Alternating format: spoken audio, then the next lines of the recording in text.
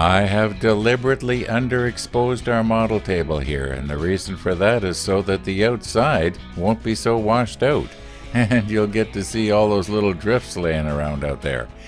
Yeah, winter's back. Now, the good news is, as I've said probably at least 5 times before, when I get snow at this time of year, I don't really worry about it too much because I know it's soon going to melt. And I'm going to predict that probably in about 5 days, well, maybe a week, all that snow is going to be gone, even the last drift. At least I'm sure hoping. Let's get our exposure right and our perspective right, and yeah, talk about this. Okay, we got our B9 here, but we never did get our E16s. And I think it might be a good idea to just get them and see how they fit. There is the possibility that, you know, they will. Here they are right here, they're obvious.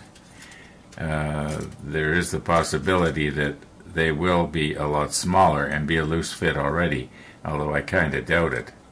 Oh, one of the viewers mentioned, I think it was Mark from Australia, mentioned that somebody, when it came to mounting this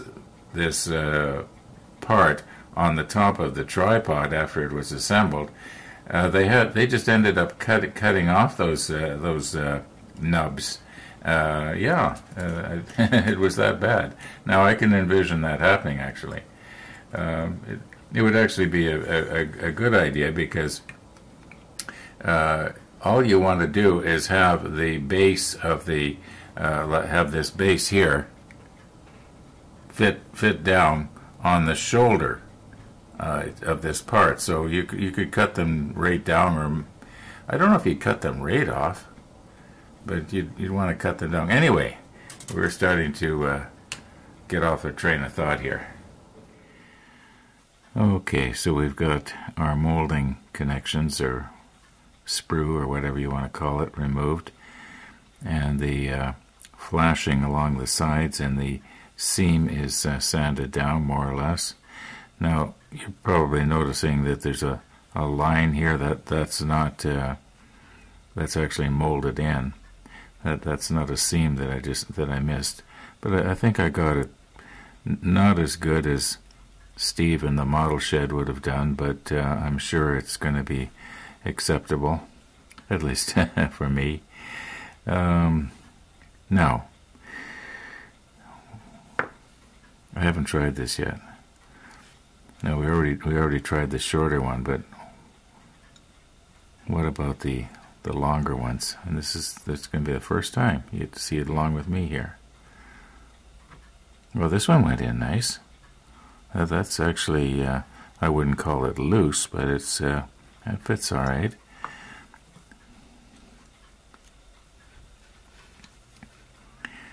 Yeah, this one here is going to go in that center one, but these ones will go in. Yeah, these ones do fit a lot better. Now, mind you, there was, I did take my file here, and I did sort of, go around the outside of this, whereas on this one here, I don't think I did. So that's why it was...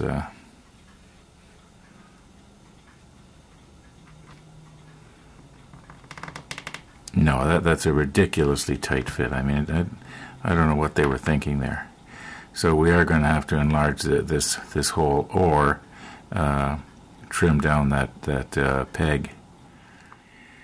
Now it is my hope that when this is laying flat on a surface like this, like in the case of the table on my drill press, that these holes are going to be perpendicular. And once again, I haven't checked it here, but we'll just see if we can find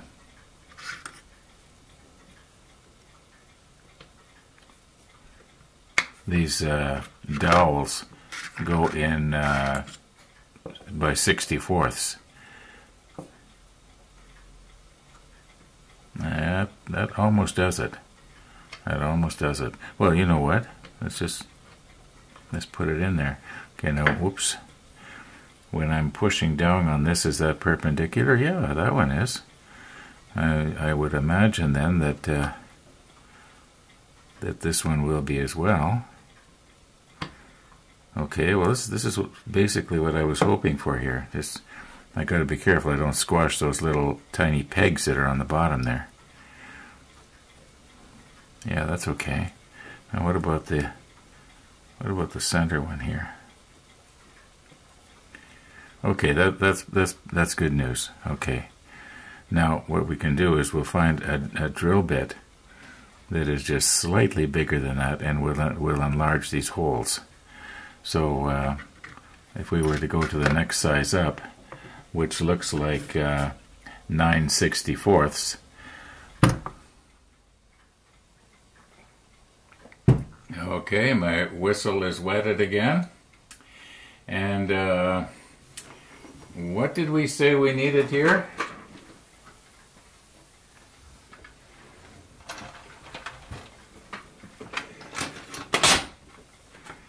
All right, 9/64 sounds familiar.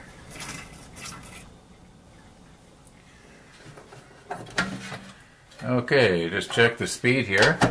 It's already set at the slowest speed it'll go, because my experience is whenever I try to drill plastic, it works best if it's slow, then it doesn't start to melt on you.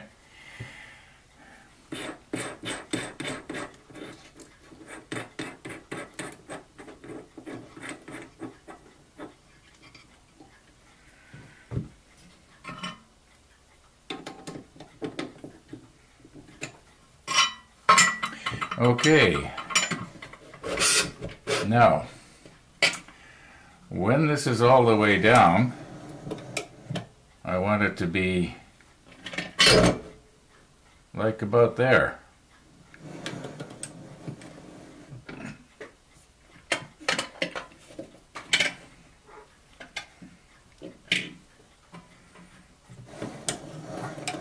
Okay.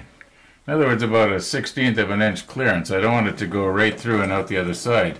Maybe it should be just a little lower. Let's try that. That's probably right. Okay. Now, I don't think it'll be a good idea to put this right flat on the deck here, because it's probably going to, like I mentioned before, squash those little pins. I'll move you in, don't worry. Okay, I've done this many, many times on the big drill press down in the workshop, but this is actually the first time that I'm going to try it like this on this little one up here. And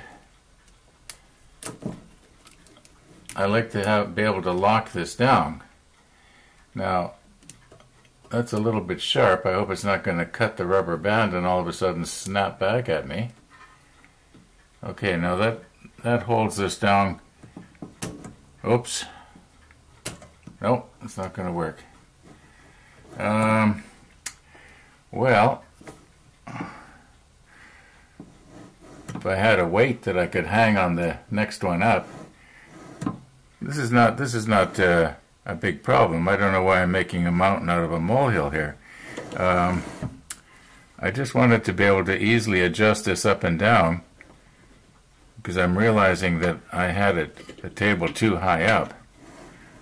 And I'll show you what I'm talking about here. Okay, I've got a little piece of paper towel to protect those little pins that you see there. And the idea is that they will sort of push into that. I think I should be able to hold this whole thing down. But what I was worried about is that see, how can I hold this so that you can see it too? Okay, now I didn't want the drill bit going any further than necessary, and I think that's actually further than necessary, so I'm going to just lower the table just a little bit more here. Whoops. You know what? I'm going to have to turn the camera off and do this.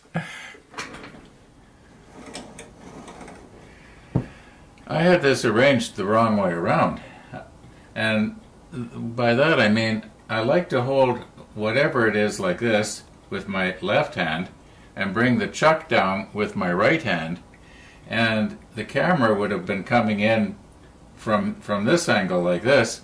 Well, then my hand is in the way, and I'm trying to think of, well, how can I do everything? Well, all I had to do was just move the drill press over onto this end of the model table, and we should be able to bring the camera in like this, and you know, as I've mentioned before, videoing this to me is half the fun. In fact, now that we're into photo etch, it's almost all the fun.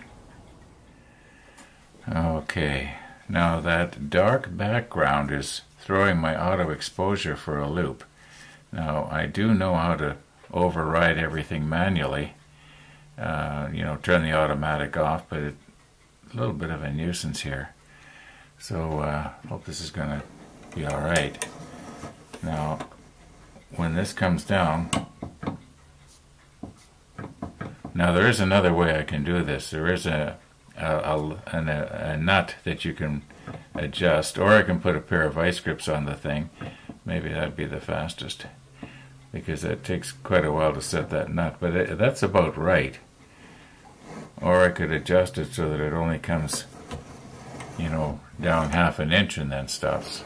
I think I'm going to do that with the vice grips. It'll be a little bit more solid, because I don't know if you can see it from your angle, but when I go like this,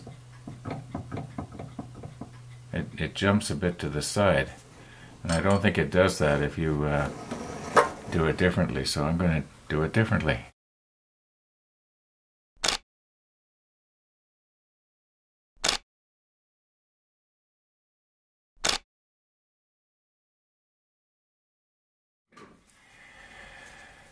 Now, I am sure that somebody's thinking to themselves, well, Ron, why didn't you just lower those lock nuts? Well, believe it or not, doing it my way is a lot faster. Okay, I've already adjusted everything here, and the idea is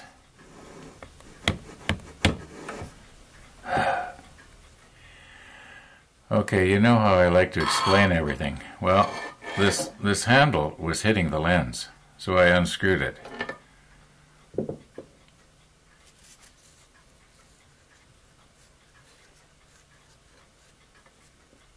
Now, the idea is this is supposed to go down and stop. It still wiggles a little bit, but not as bad. Yeah, this should be okay. Well, let's slip on the macro lens and see if we can't just move right in here and drill these out. Okay, no promises here. I realize that this could all of a sudden, you know, twist out of my fingers here, but I don't think so. I'm planning on holding it down nice and tight. I know that if it twists out of my fingers, I could end up with my fingers in that sharp bit, and that wouldn't be good. Now, there's another bad thing, and that is that the drill press makes so much noise I can't talk. And you know how I like to... I have this, I was going to say gift of the gab, but maybe it's not a gift. Anyway, let's just see what's going to happen here. I hope the battery's going to hold out, and, oh, got the wrong glasses on, just a moment. You know what? I just saw in my monitor the battery indicator. I'm going to have to change the battery. Okay, I think all the settings are the way we had them before. Got a fresh battery in there. I have 4 batteries, and I cycle through all 4 of them. They range in age from the newest one came with this camera, and I believe it was so that'd be about 3.5 years old.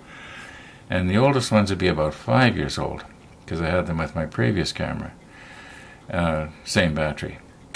And they're wearing out. They don't hold their charge like they used to, so I gotta keep changing them. I get maybe half an hour or so out of a you know, anyway, enough of that. You're getting more information than you need. I think my problem is I'm deliberately putting this off because I'm afraid that I'm going to end up having a disaster here. Now, I don't want this to go blowing out the side, so I want to make sure that I hold this down nice and tight. here we go.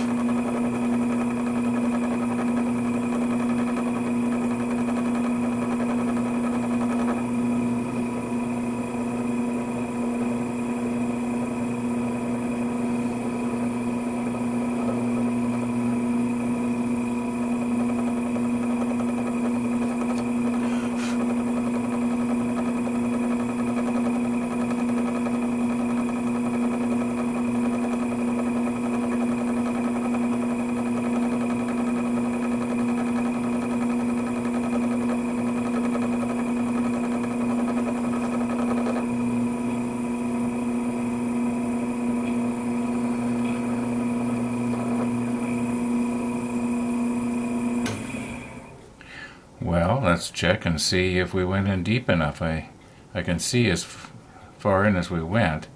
I suppose if worst comes to worst here, what we can do is we can always shorten those pegs. Yeah, I don't know if you can see it, but I can see it there, how far we went in there. Anyway, let's just check it out. Okay, I think what I'm going to do is I'm going to leave everything all set up here just in case we have to go in a little deeper. But I don't actually think we will. I'll move you in. Now, the main thing is that the shoulder here goes all the way down, and I'm pretty sure it will. And also that we have a little bit of a loose fit, and we do. So, yeah, that's going to be okay. I know a person might have the tendency to think, well, you know, it's too loose, but really, I don't think it is. My opinion is that it's going to be okay, and it's going to make it a lot easier to set this part onto the tripod later. It was either drilling these holes out or trying to take these pegs down, and the thought had occurred to me that I could put these parts in my lathe and just turn them down on my lathe, but just for the fun of it. You know, I know it'd be sort of silly, but then this piece, as you can see, it's not you know, shaped right to fit in properly in the chuck of the lathe. Anyway.